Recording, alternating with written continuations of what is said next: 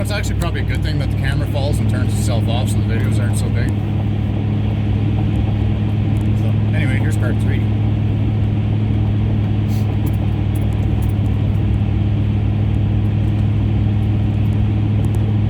So yeah, if you guys have any suggestions on video content and stuff, I'm open to almost anything.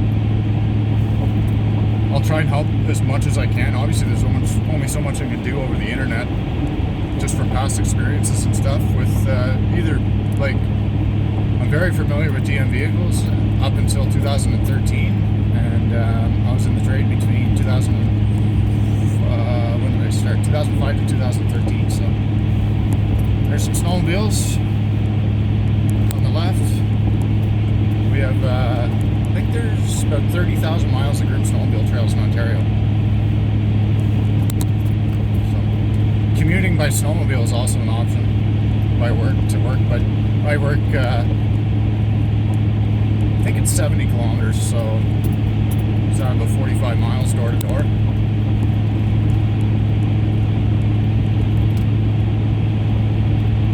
So by snowmobile, you can't really go in a straight line, so it'd probably take at least 2 hours to get to work on my snowmobile. Maybe next year. In the winter up here, we have the option to be laid off, which I do. Do a little bit of stuff on my own, snowmobiles, four-wheelers and stuff, for my friends and family, and the odd job. And I do. I can live, you know, pretty reasonable on our employment insurance that we gets taken off our paychecks up here in Canada. So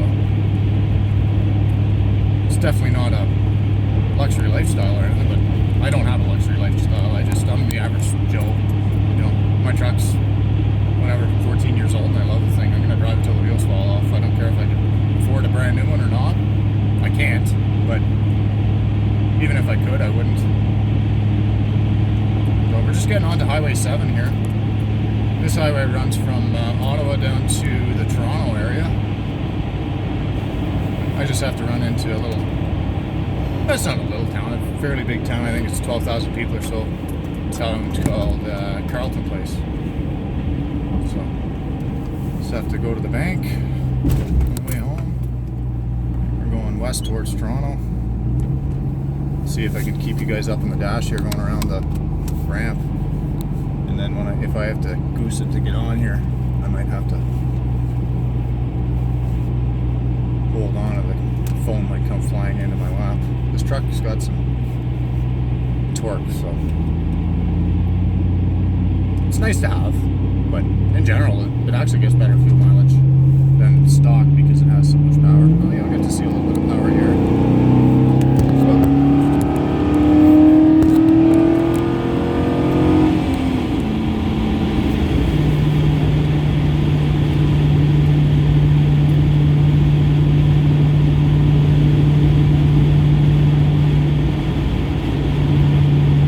I generally don't like driving. Like I like driving on the highway, but I'd rather take the back roads.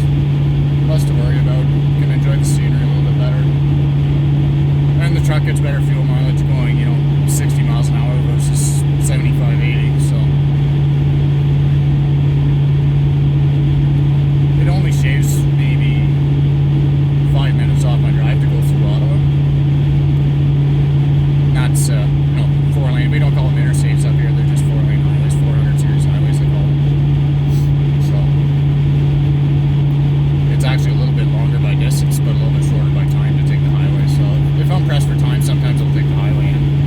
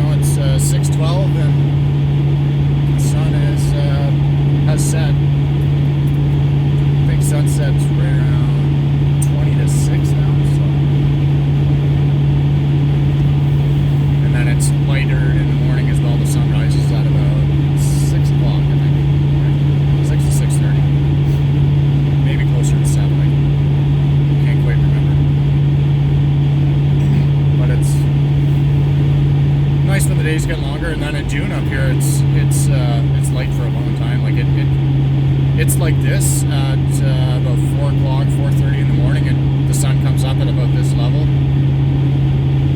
And once you're up in the latitudes as well, the sun comes up more on an angle than straight up and down. So you have twilight like this for a lot longer than, say, in Florida. Like I was down in Orlando for training at Regal Boats twice now, and one thing I noticed being down close to the equator, the sun comes up straight instead of up on an angle like up here.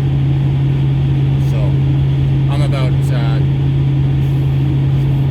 want to say around 1,500 miles north of Orlando, Florida, straight north. So in June, like June 21st, longest day of the year, sun rises at, say, 5 o'clock after an hour of twilight or so, and it'll set at around 9:30, and we'll have daylight like this. It'll be 10 o'clock in the evening, and it'll look just like this in June. So it's nice to have the long days.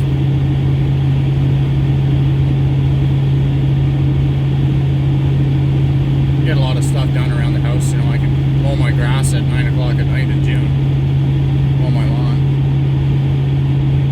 and then, you know, as the year goes on, by November I'm coming to work in the dark and going home in the dark. So it's kind of a treat to come home in the light, even though I left work a half hour late. Just coming up to Carleton Place here. This is where Highway 7 turns from 4 lanes to 2 lanes, all the way to Toronto. Well, actually Peterborough, which is about an hour north of Toronto. Then it turns back to 4.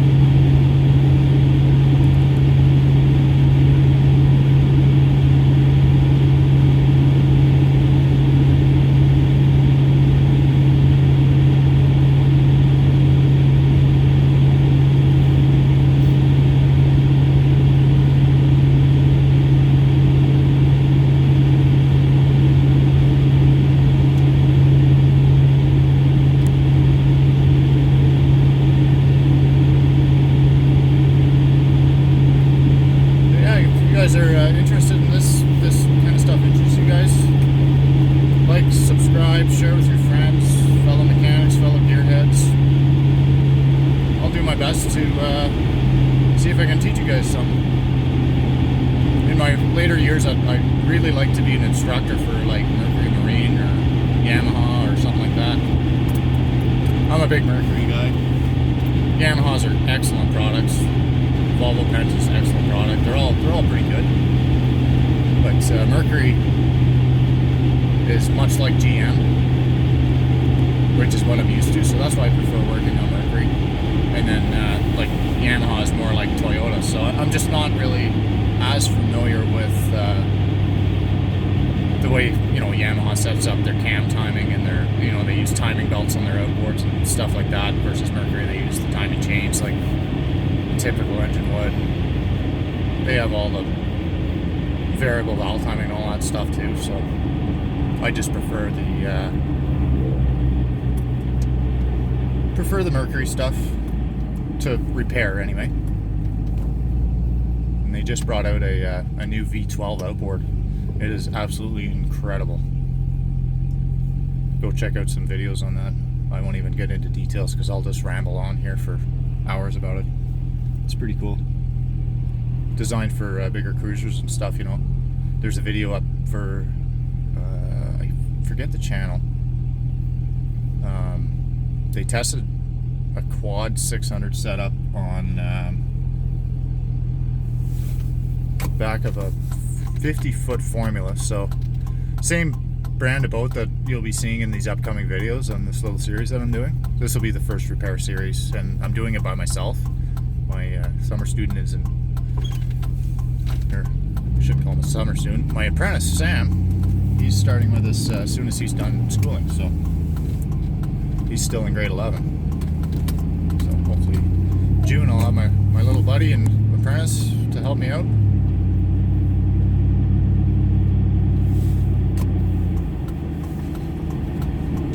Yeah, they tested the V12 600 Mercuries on a 50-foot Formula, and the boat did 66 miles an hour, which is absolutely mind-boggling in my opinion, to see a 50-foot, 50,000-pound cruiser go almost 70 miles an hour is absolutely insane. Like I did some work on a speedboat last year, and it was a 38-foot Donzi with triple 275 Verados. So that's inline 6 supercharged outboards, 275 horse times 3, so it's at 8 1/4. And it did 67. So just to give you an idea of how, like, it's pretty incredible. I'm just gonna pause the video here and do my deposit.